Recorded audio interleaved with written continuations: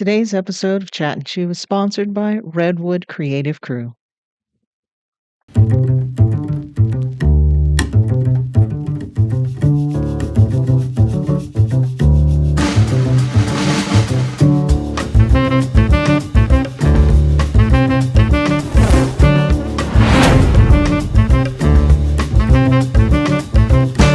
Please make sure you follow us on Facebook, like and subscribe to our YouTube channel, and of course, hit the bell to activate notifications that will remind you when we're on. Please be sure to leave us a comment to let us know how we're doing. We'd love to hear from you.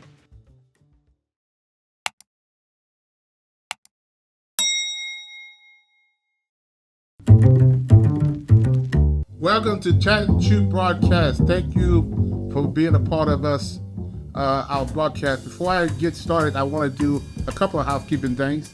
Number one, if you're on Facebook, please like us. If you're on YouTube, please hit that little button and let us know and let you know when we are on. Today we have a very, very special podcast.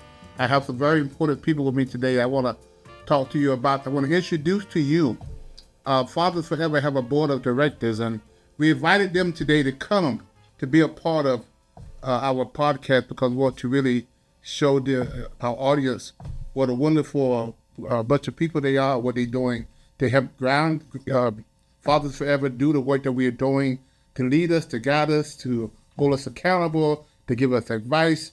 They do all of the above. So I want to get one of our members is sick today, so she won't be with us, but we have the rest of them here, and I want to introduce each one of them one by one. And let's welcome our board of directors, Fathers Forever. First of all, we had Pastor Ricky Harold. Y'all have to know something about me and Pastor Harold. We go way back. He had an afro. I had a Jerry Curl. I was about, he's about the same size he is now. I done gained about 100 pounds. We met him in 1976, 77, when I went to St. Aug. You came in 78. So we've been knowing each other forever. Jay, our chairman of the board, I met him, and we're going to have everybody to tell their story a number of years ago, and he's been a part of us for many years. And Teresa, one of my favorite friends, I'm telling you, Teresa has been part of the board from almost day one. She gave us 1,000 rolls of toilet paper over the years, toilet tissue, and all kind of things that she had brought to us. And in the midst of COVID, she brought when toilet tissue was hard to find, she would find her way over here with almost a trunk full of toilet tissue she would give to the guys. And I just want to thank her. Then we have Demetrius. She's not here in person. She is online, and you get a chance to meet her. She's a wonderful woman, and thank her for being a part of us, of our board. And then Celeste, she's sick tonight, so she won't be a part of the broadcast. So I want to ask each one of them the first question. They all kind of looked at me, y'all, because they wanted me to tell them the questions. I refused to tell them the questions because I want this to be an authentic conversation. It's not a scripted. It's not something that we got a talking points. It's just talking from your heart. And that's kind of what we do when we do our podcasts. We don't try to do script stuff. We just do stuff from the heart. So I want to start with Pastor Harold. The first question I did. What really, really inspired you to be a member of the board of Fathers Forever? Well, Dr. Warren, I remember when the vision first became known that you talked about it, and from day one when you begin to share the vision of helping men connecting fathers back in the lives of their children, I saw your passion, and I believe that it was God-inspired. It was so clear that God had given you this vision. And in my own experience and my first child out of wedlock and what I went through in that experience, I felt part of that. I could relate to what you were saying, and I knew that piece was missing in so many men's lives. Right. Someone to mentor them, someone to come in and give them instructions and directions on how to navigate them back in the lives of their children. And so from day one, the vision has been so full of passion, and I just felt the connection And I felt your heart, and I believe it was God inspired. And I just sensed that call to be connected to whatever I need to do. Praying for Father's Element, a part of Father's Element. I've watched it materialize and become what it is today. So I felt that call to you and to be connected to you. It act with fathers, and that moved me to be where we are today. Well, I'm glad that you could serve us. Glad so much. Mr. J, you tell us what inspired you to become part of Father's Element. Well, really, I started as a student. Yeah. So I was brought into, I was told about Fathers Forever as a father. I had divorced from my kid's mom and lost jobs and was trying to figure out financial situation and everything else. So that's how I got introduced into Fathers Forever and you. And I graduated from the program. And I think the day before I graduated, I came up to you, was like, how do I get back? Yeah. And so since then, I've helped instruct classes and teach classes, bring in my own experience. And then a few years ago, you asked me to be on the board, and there wasn't even a hesitancy to say yes. Great. Thank you so much for that. Miss Teresa, we call her Sweet Tea. Dr. Warren. Yes, ma'am. Can I call you Glenn? You can call me Glenn. Right. You can call me anything, just don't call me late for dinner. Okay. Okay. Yes, same question. What inspired you to be a part of Father's Forever Board of Directors? I don't remember. It's been so long ago. I know, it's been there for a minute. Yeah, Glenn knows me, and I like to joke a little bit, but what inspired me was you, Glenn. We go way back from when we used to work together, Wake County Human Services, and you were telling me about your program that you were starting. You were so excited about it. And I'm the type of person who, hey, I'm here to help. I'm behind the scenes type of person. I'm here to help. Just tell me what you need. At the time, I think it was toilet paper. But anyway, and from there, each year, things had changed, with the program. And the more I hear about the program, I get excited about it. And again, enjoying being a part of. Yeah. I remember getting started, y'all. When we got our 501(c), we really didn't have a whole lot of money. And we had did all the paperwork to get our 501(c) done. I didn't have the funds to pay for the people to get the 501(c). I called Teresa, and she opened up the wallet and wrote a check that got us the money that we need to send off for the application to get the 501(c), and we got it. Teresa's been with us way back when we really. So she has brought much more than toilet paper. But I just like to talk about that. But she has been a part of us from almost day one. Yeah. Jay's story, he was very smart. After he came to our program, and this guy graduated from UNC, most of the guys in our program, they came from different other areas, not graduate from UNC. So he was a graduate from UNC, him and another other guy that was with us. And they went through the program, and after he finished, he came to me and said, I want to give back. So I was like, okay, how can we let him give back? So we had a section in our curriculum that we talked about work, guys' resume. And you and one of the other guys kind of took on that role of every cycle of the 12 weeks. You guys came in and taught that class and helped you guys put out the resume, and you did mock interviews. Y'all, because that's one of your specialties.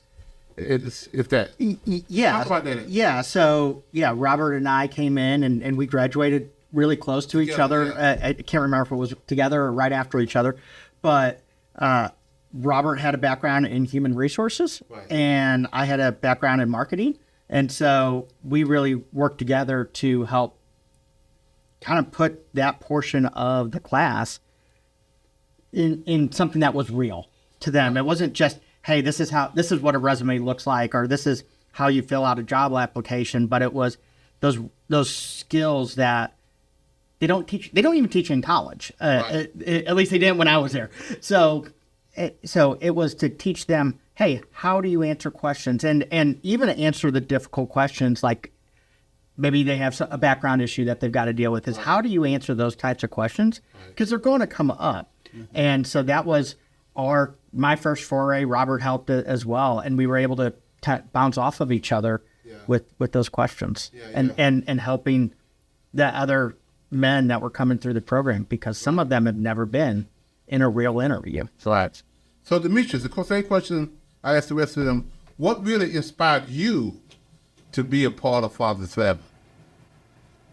First, just let me say how informative hearing everyone else's journey was. I think for me, it was definitely being able to partner with you guys and being have a common mission, let's just say families and understand firsthand, being a child care provider, that it is extremely important to have a family that is intact when it comes to development of our youth.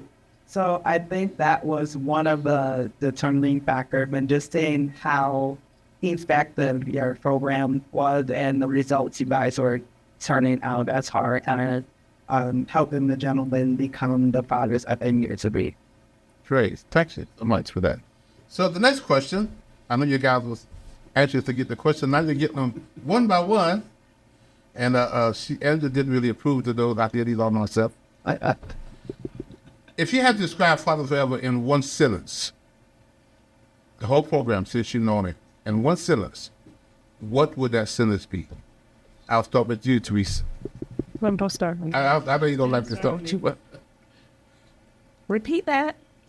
if you have to describe what Fathers Forever means to you while you serve on the board, what would that be in one sentence? And then elaborate on that sentence. I guess what's coming to mind is helping the underserved population. And I know over the years, you went from helping the fathers, of course, stay out of incarceration to, and paying their child support.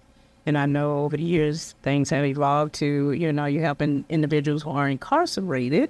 Right. And so I would say that's when I'm thinking of the idea of like helping the underserved or individuals who are trying to reintegrate and re-enter into, society. So, Okay. And I know that's more than one sentence and more. I'm just thinking about what I was. Right. Need There's two to parts say. to the question. One sentence, and then elaborate on that one sentence. So already elaborated you on it. just that. Yeah.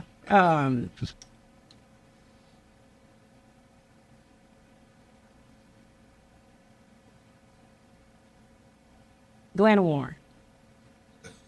I don't know. No, you have to. Yeah. All right. Demetrius, you're gonna be next. Do I need to repeat the question?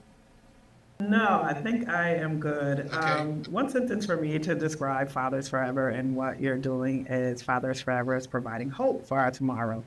I feel like you are definitely changing the trajectory of where and what our families look like and where they're going as far as the future, and just setting a great foundation for what we want families to look like. I think the one sentence is helping men become the men they deserve to be.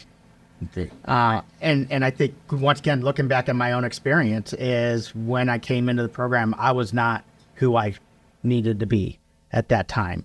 And then growing into the program, and then obviously all the years of supporting and helping Fathers Forever in a variety of capacities since then, is helping. It hasn't changed from 2009 when I first started, 2008, 2009 when I started here as a student. It hasn't changed. Yeah, you came right after we got established in 2008. Yeah. So you was one of the first class or the second class. It was one of the first ones. It wasn't the first one, but maybe second, I think. So. Wow. Not that. Okay, you, Pastor Harold. I would say training and teaching fathers how to connect with their children. Okay. Yeah, that would be the sentence that I would say, training and teaching them how to connect with their children. Okay. changing lives. Fathers Forever is changing lives. Cool. Okay. All right.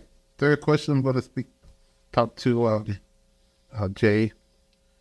Tell us a story or a moment that really made you felt like serving on the board of Fathers Forever is the perfect thing for you.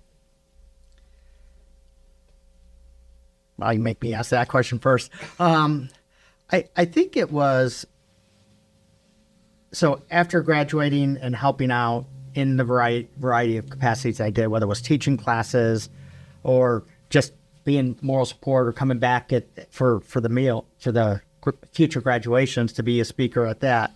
I think when you asked me to be a board member, I think at that point, then I started to realize how I could better impact the organization from a professional standpoint, as opposed to just giving time. Right. And that's important. I'm not saying it's not, Right. but to help set direction, to help understand, like look at, hey, what about finances? What do we want to accomplish? Things that you and I probably had multiple offline conversations on. It's like, hey, now I can help foster that and really grow Fathers Forever to be the organization that you really dreamed it to be, and for me to be able to take my professional background and be able to help steer you in that direction. All right. Demetrius, I'm going to you next. Do I need to repeat the question or you got it? I got it. Okay. I'm going to piggyback off of Jay a little bit. It's the same thing, the off-cuff conversations that we have had and bouncing ideas off of each other in regards to programming and new and fresh marketing ideas. I think that is definitely what solidified my decision to join the board, just our conversations outside of the formal ones. Great. Okay. Teresa. Oh, thanks. I had time to think. Yeah, about this. trying to think about it. I would say that, when I mentioned about being a support and, to help out, in my profession, I am a licensed professional counselor. And I'm just thinking about ways and ideas in which, I'll come to you with them. Say, hey, have you thought about this, thought about that? But anyway, trying to figure out how to utilize what I've been gifted to help incorporate into your your vision, but your program, as well as, again, being a help and support in that area that I may know how to best serve. So, yeah, that was, Okay. say that. Right. Pastor Earls? The vision that you have been given, wanted to be a part of that vision, because it's one thing to have a vision, but it's another thing to have people who will carry that vision out. And you are a visionary, and I wanted to see that vision along with the staff and the people that are connected to you, to play whatever part we need to play to see this vision come to pass. Because you're changing lives, and to get involved in families, to really have a impact on families the way fathers are having. I felt that being on the board as well, we see from the inside. Sometimes people see from the outside, but when you see from the inside, you really see the real struggle. You really see the challenge.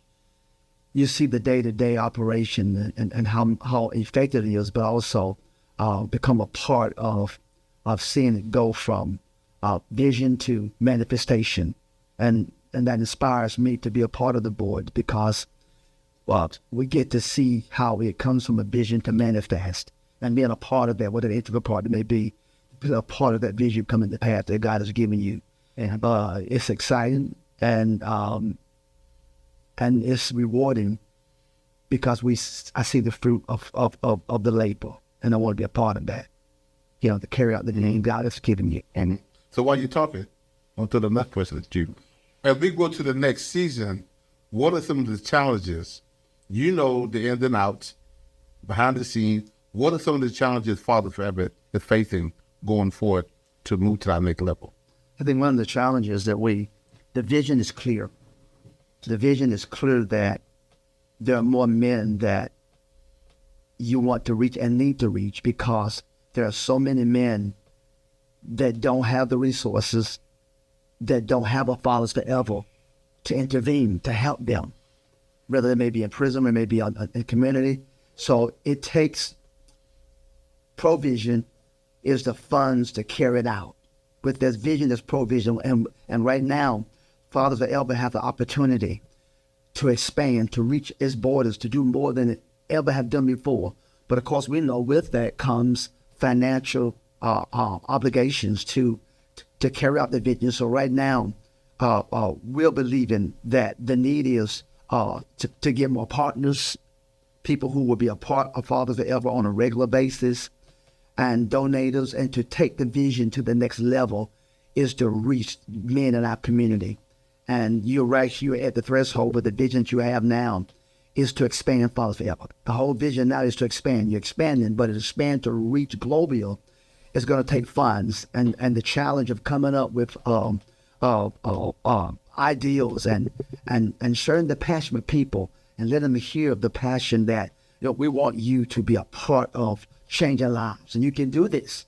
You can help us reach men by the financial contributions and just and telling other people about Fathers Forever. Tell people about Fathers Forever to expose Fathers Forever to people who don't know about Fathers Forever. So I believe that the future is bright, but the challenge is to providing the funds and the resources to really reach more men, to change more families. We can change more families and we can reach more men, because men is at the center focus of the family. And we believe that the vision God's given you is going to reach more men and the whole family. Right now, Fathers Forever is not just reaching the father, but it's reaching the entire family now. Our family structure in America is really under a tremendous attack, and you have an answer to that.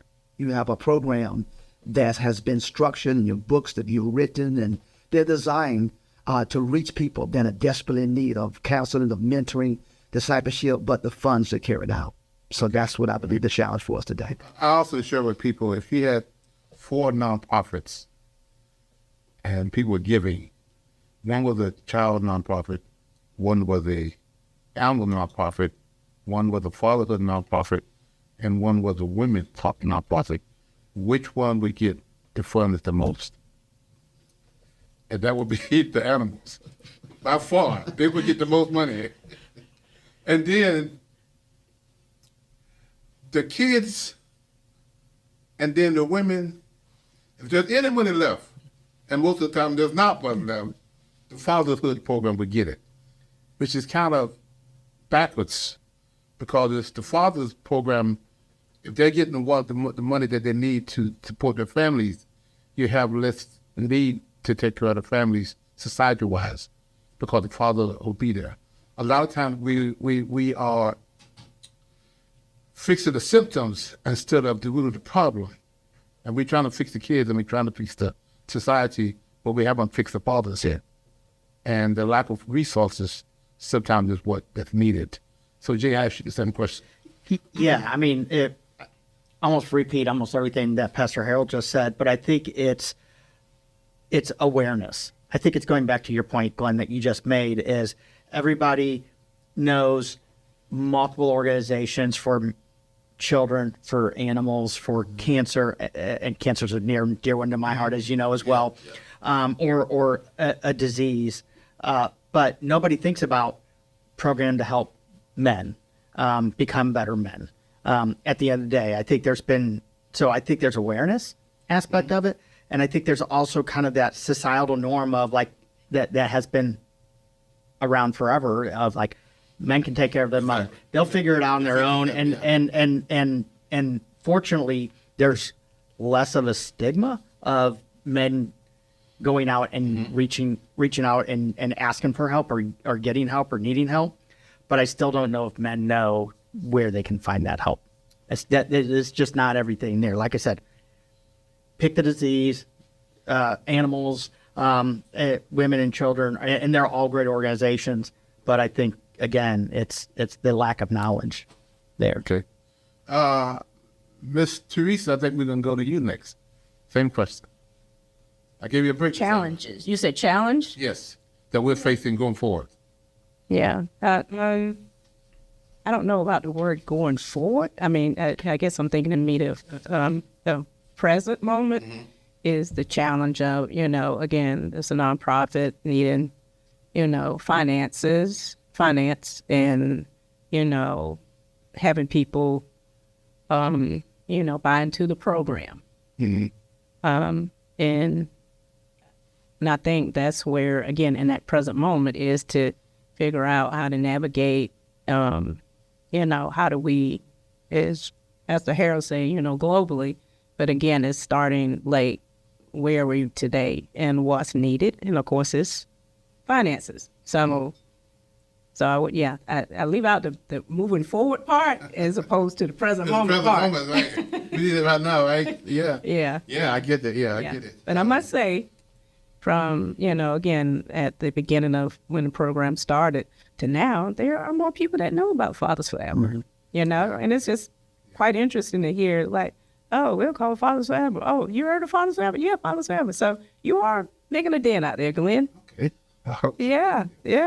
Very interesting perspectives. I'm excited to say that just taking a bit of information from everyone's response, definitely the challenge is usually financing, especially for a program of this nature, but also listening to the responses, just understanding that partnerships definitely will be crucial in maintaining and being able to pursue all of the endeavors that you are looking to cover for this year. And it's also creative partnerships. Maybe we partner with some of those animal programs, those children's programs, some of those women's programs, and we say, how do we, as a partner, come together and use some of their funding to, let's say we're bridging the gap between a parent who is co-parenting and the child, and we do some creative programming with them and utilize some of their excess funding. So it's a matter of just getting creative and what we're looking to do as far as financing. The last question, Demetria, while you still have the mic, knowing that all the components of Fathers Forever, which one would you say is your favorite component? Definitely the classes. I think that as an educator, of course, I think that they are the foundation of creating good fathers, because you can model as much as you want, but unless you're actually taking someone through the process and actually just giving them the tools and the support they need to follow through with being a good father and all of the characteristics that come with being a good father, I think that is what truly makes them successful. Jay? I gotta agree. The classes. I think that's the heart of the program. Everything else came from that. So if you look at all the other parts and pieces, they're all great, but without the classes, Right. everything else doesn't have the same value. Okay. Pastor. I would have to agree. The textbooks becomes exposed when the student hear the teacher teaching, and these textbooks are written by you. That's one of the unique programs. I know many programs where the curriculum, the founder wrote the books that's been taught. There's a direct connection, and to hear them, how they hear the teachings, and how they came in with a perspective that I don't need this, don't want to be here. And almost each graduation, they talk about the classroom. And by the second, third class, there's certain lessons is designed. This is getting ready to be awakening. Awareness comes, and the light bulb, the awareness comes. But it's through the teaching. It's the classroom where lives are changed, because knowledge is powerful, and the knowledge that you have in the textbooks. I even look at the textbooks and use them for messages. I use them for counseling. So and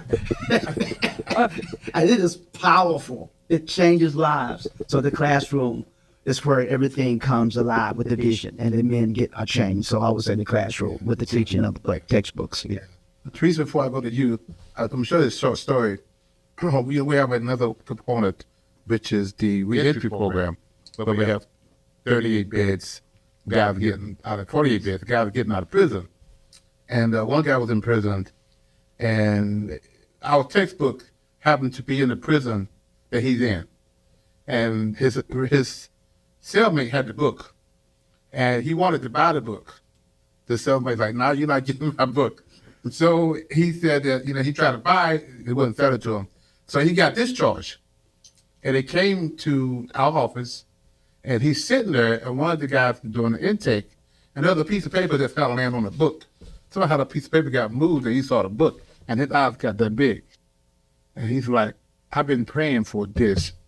And he said, "Not only do I get to see the book," and then they introduced me to him as the guy who wrote the book. And his whole demeanor is like, "I know this is the God sent. I know I'm supposed to be here." His life just turned around. It's amazing that, that textbook is what we've been teaching for ever since 2008. I mean, JU was part of that. And then COVID came, which shut everything down, which gave us the opportunity to put our curriculum in the textbook, which is now being evaluated for evidence-based curriculum. And so that textbook has been very powerful, things we've been teaching. Now, Teresa, I get back to you. Same question. Oh, I'm excited. I would say for myself, the component of providing housing Okay. for the men. Again, in my line of work, as a counselor, and having encountered different walks of life, as well as the problem with housing needs here. Yes. I would say that would be that part, as well as I know you are also helping individuals who deal with substance issues. Yes. And I know is a great need as well. So I would say the housing part for, again, it's a lot of homelessness around, or as they say, unhoused. I got to be politically correct. Anyway, that is a great problem in the area, and of course, it also you're providing that service or housing for not only individuals coming out of incarceration, but also individuals who are dealing with the substance issues. So yeah. In 2008, we started the Father Component, and it's still going on today. We still do that every Tuesday night, every Monday night, and what you guys have been talking about, every Monday night and every Saturday morning, we have the fatherhood class. In 2017, we started our reentry program. Serving the same fathers, the same men, and we started out with 4 beds.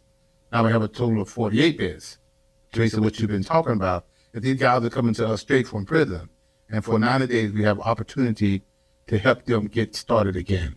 And as Teresa has said, our background goes back to mental health and substance abuse. And sometimes those things to do it diagnose, they go hand in hand. If you got a mental health problem, sometimes the substance abuse is one of the things that kind of trying to cover up the mental health. So you got 2 issues. The substance abuse one, and you got the mental health issues. It's duly diagnosed, they come in to work together. And most of our guys, Teresa, have those, they are behind their child support, they haven't, because they can't find a job, because they got criminal record, and now they got substance abuse. So all those things together, and now they're trying to be a father.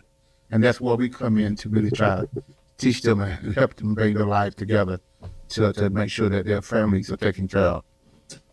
This has been very, very interesting. I know that 35 or 40 minutes is gone, and I have 1,000 other questions I could ask y'all, but we gotta kind of wrap it up. In a nutshell, guys, in a final word, to kind of talk to the audience.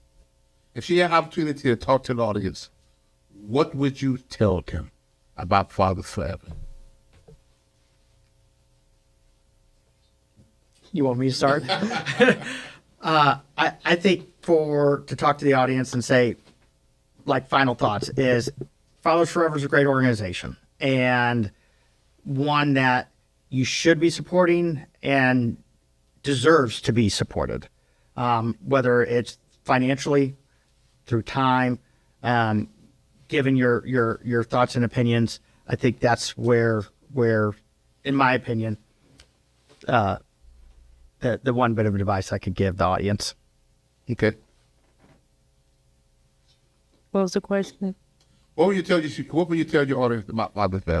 As a board member, what would you tell the audience about Father's Day? Fathers Forever is a great program, and not only does it help the men, but again, it helps the whole family. When you help, say feed one, you feed the whole family. So I think that it is a great program, and anyone who is within earshot, please help support Dr. Glenn Warren, and his vision. He has a lot of vision.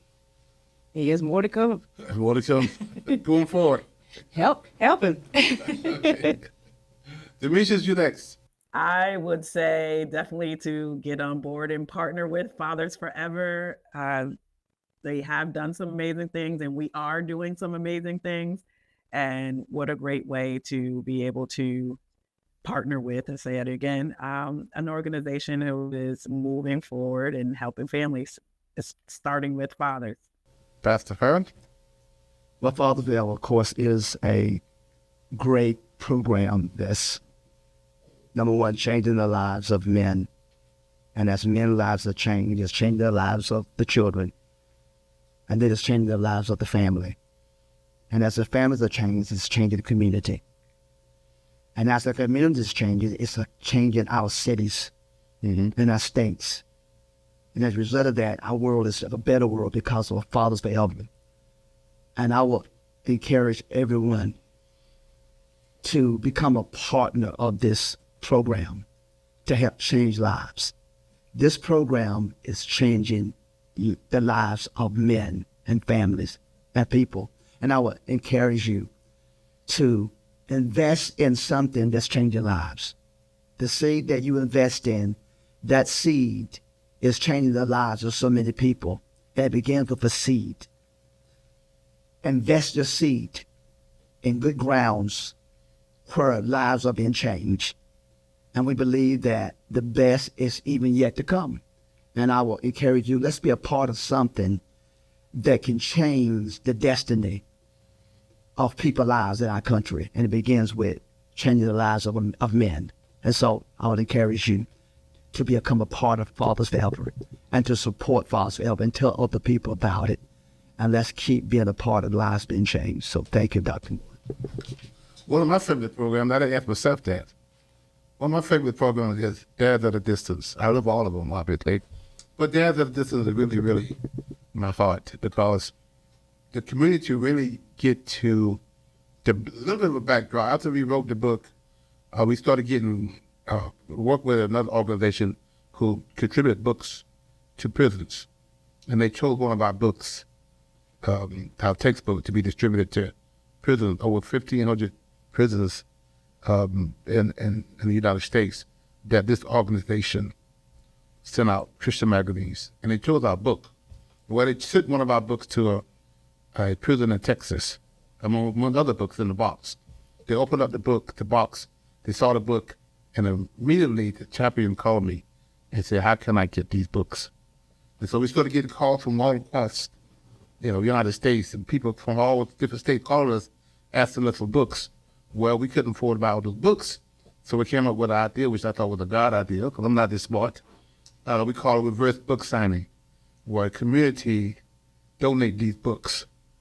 And how it works is a community, a church, an organization, a business will buy a few books, 100 books, 25 books, and then we'll sign those books, and we send those books to prisons.